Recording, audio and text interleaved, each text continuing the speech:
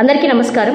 శ్రీకాళహస్తిలో బలిజలను కాపులను మోసం చేస్తున్న YCP MLA బియ్యపు మధుసూదన్ రెడ్డి మొన్న వంగవీటి రంగా గారి విగ్రహాన్ని ఏ అర్హతతో ఈ ఎమ్మెల్యే ఆవిష్కరించాడో చెప్పాలని సూటిగా ప్రశ్నిస్తున్నా.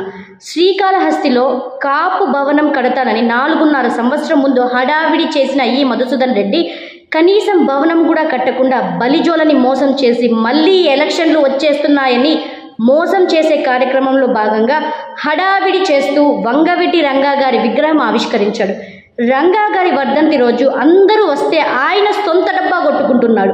అసలు ఈ 4 సంవత్సరాల 9 నెలల్లో నువ్వు బలిజలకి ఏమి చేశావో చెప్పకుండా కొంతమంది నీ భజన చేసే వాళ్ళని పిలిపించుకొని హడావిడి చేస్తే నిన్ను నమ్మే పరిస్థితిలో ఈ నియోజకవర్గంలో ఈసారి ఎవ్వరూ లేరు. మధురెడ్డి రంగా గారి విగ్రహం ఆవిష్కరించాలంటే కాపు పెద్దలను లేక రంగా గారితో పరిచయం ఉన్న సన్నిహితులను లేక రంగా గారికి సన్నిహితంగా ఉన్న పెద్దలను రంగా గారి కొడుకునో పిలిపిస్తారు. కానీ ఏ అర్హత లేని బలిజలను మోసం చేస్తున్న నువ్వు బలిజలని మోసం చేసిన ఎమ్మెల్యే ఓపెన్ చేయడం ఏంటో నాకు అసలు అర్థం కావట్లేదు.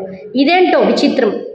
నేను ఒకటే కోరుకుంటున్నా, ఒకటే రిక్వెస్ట్ చేస్తున్నా, ఇప్పటికైనా నా కుటుంబ సభ్యులు శ్రీకాళహస్తి నియోజకవర్గంలో ఉన్న కుటుంబ సభ్యులందరికీ ఇప్పటికైనా కళ్ళు తెరవమని చెప్పి విజ్ఞప్తి చేస్తున్నా. జై హింద్, మీ వినుతా కోట. Subscribe. Please subscribe. Subscribe. Subscribe. Subscribe. Subscribe. Please do subscribe. Please do subscribe. Please subscribe.